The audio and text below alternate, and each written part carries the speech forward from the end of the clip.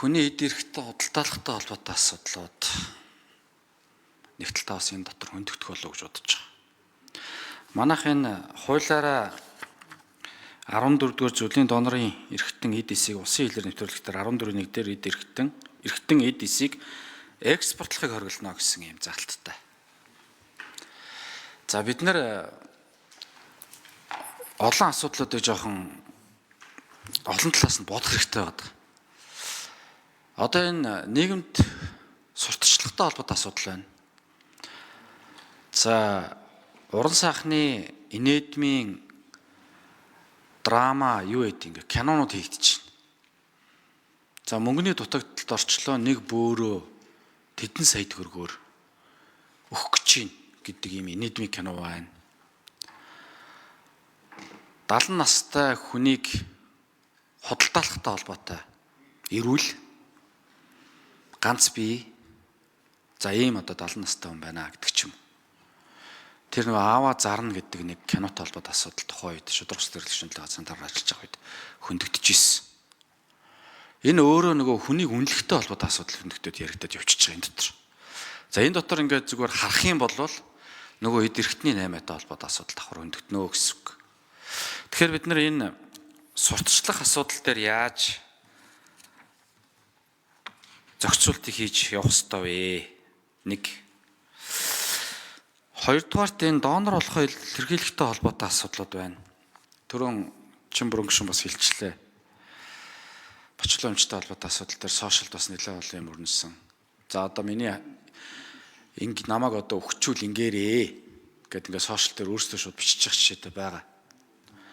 За магадгүй муугаар бодоод тухайн хүнтэй асуудал үүсээд тухайн хүн маань амьгуу донор болох нөхцөл байдал үүсчлээ.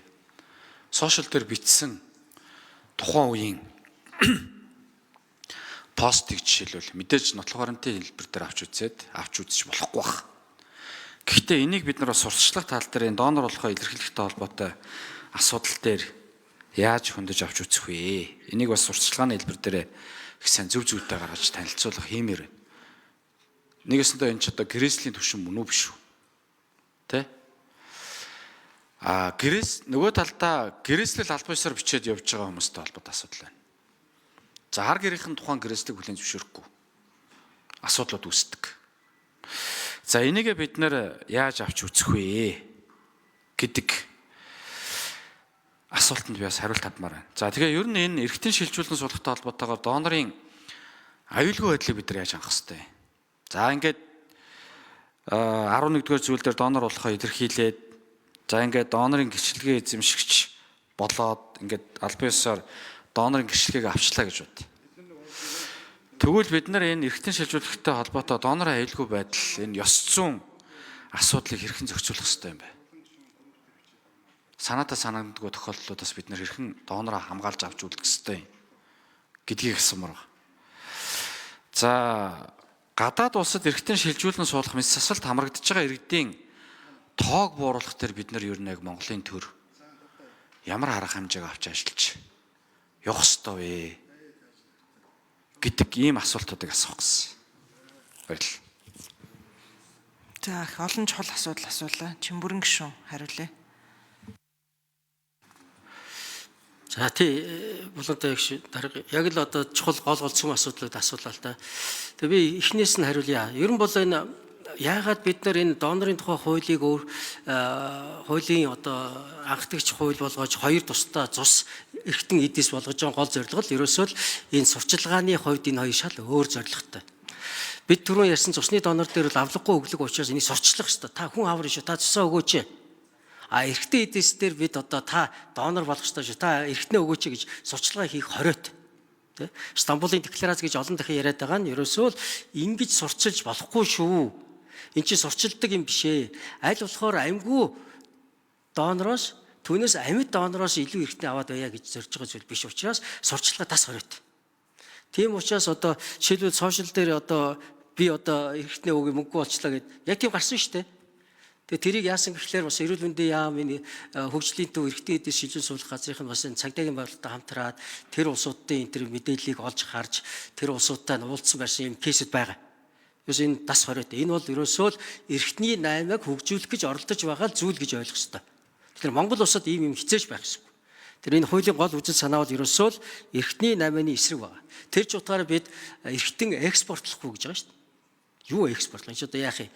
Иргэдийнхаа санхүүжилтаас нь болоод тэрийг одоо гадагшаа гаргана гэсэн тийм ойлголт байхгүй. Тэр үтгээд бид эсийн ч гарахгүй гэж байгаа шүү дээ. За тэгэхээр энэ сурчлагатай холбоотой энэ бол одоо чухал зүйл шүү энэ дээр. За донорын аюулгүй байдлыг бас түрүүн бас асуусан. Тэгээ үргэлжлүүлээд хэлэхэд ерөөсөө л би донор боллоо гэдэг энэ мэдээллийг л нуух нь өөрөө чухал юм. Ерөөсөө л энэ. Тэгэл одоо жишээлбэл бид одоо хизээж донор болох ч байгаа хүмүүсийн арга хэмжээ гэж ажил зохион байгуулахгүй шүү дээ. Харин эсэргээр амьгүй донороос эрхтэн аваад амьд эрүүл саруул явж байгаа улсуудын спорт, уралдаан, тэмцээн энэ зохион байгуулдаг. Энэ бол ийм улсууд энэ эмчилгээ хийлгээд амьдралын чанар яаж хангагдаж чадж байгаа, яаж урт насалж чадна, тэр битгээр бүр хүүхэд төрүүлж гэр бүл болж чаддаг ийм сайн эмчилгээний том ололт. Тэр утгаараа бол энэ одоо өөрөө зөв зүйл юм а гэдэг талаас нь эрхтэн аваа суулгуулсан улсуудын баярыг тэмдэглэдэг. Тэр амьд ахуй цагтаа донор болсон улсуудыг ямар ч арга хэмжээ, ямар ч мэдээллийн ил гаргахгүй байхаар энэ хуулийн зохицуулж өгж байгаа гэдгийг бас дахин хэлье. За гадаадд эрхтэн солих асуудлыг бууруулах чиглэлд бол одоо өнгөрсөн 20-24 оны үйл ажиллагаанд гол гарсан том дэвшил бол ерөөсөө л эрүүл мэндийн даатгах талаас дааж чаддаг болсон явдал юм. Нэгсэндээ та мөнгөтэй мөнгөөс үл хамааран эх орондоо эрхтэн шилжүүлэн суулгах боломж бүрдэж байгаа нь өөрөө том дэвшил болсон. Энийгээ одоо өргөжлүүлж шин технологиуд нэвтрүүлэхэд эрүүл мэндийн яам анхаарах байхаа гэж бодож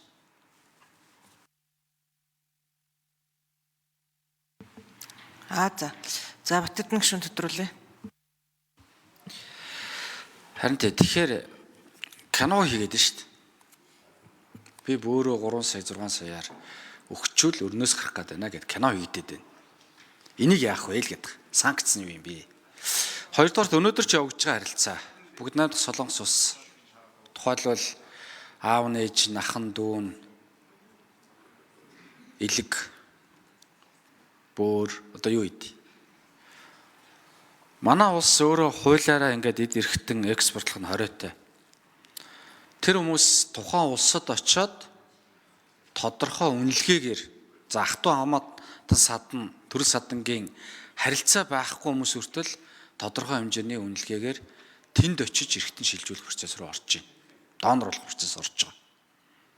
Одоо албасны тоо байдаг эсхийг би яг нэг үлгэж хэлж мэдэхгүй байна. Донор олчлоо гэд бөөм баяр болол явж байгаа хүмүүс байдаг.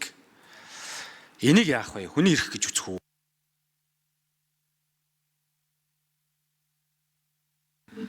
За Чимбүрэн гишүүн хариулъя. За түрүүн би бас тоо баримтууд хэлсэн. Ер нь бол одоо дэлхийд даяараа нэг 100 хүрэхгүй орон одоо эрхтэн эдээс шилжин суулгах үйл ажиллагаа явуулж байгаа. За бүгд олон улсын одоо энэ дэлхийн эрүүл мэндийн байгууллага тэгээд олон улсын одоо эрхтэн 8-тай тэмцэхтэй холбоотой энэ декларац нэгдэж ийм үйл ажиллагаа явуулах ёсгүй. Ийм үйл ажиллагаа явуулсан бол энэ бол ерөөсөө шууд хуулийн үн харьцуулах байдаг. За Монголоос очиж байгаа иргэд бол Монголын элчин сайдын ямаар дамжуулаад нотариатаар батлуулж иргэний бүртгэл мэдээллийг мэдээллээ тэнд баталгаажуулж очдог. Яг одоо хамаатан садан биш ямар нэг урамшуулаар ийм үйл ажиллагаанд орж донор болсон тохиолдол юм бол одоо бидэнд мэдээлэл өгөх юм бол энийг бид одоо эрүүгийн цагдаагаар шалгуулах, хянуулах бүрэн боломжтой. Энэ бол шууд хүний 8 болно шүү дээ. Тэгэхээр гадаадд очсон ч гэсэн зүгээр хин нэг мөнгө төлөөд аваачиж тийм тогтолцоо уг нь дэлхийд бол байхгүй. За Чимбүрэн гишүүн. За улсын хурлын гишүүн Жаданбаагийн баясгалан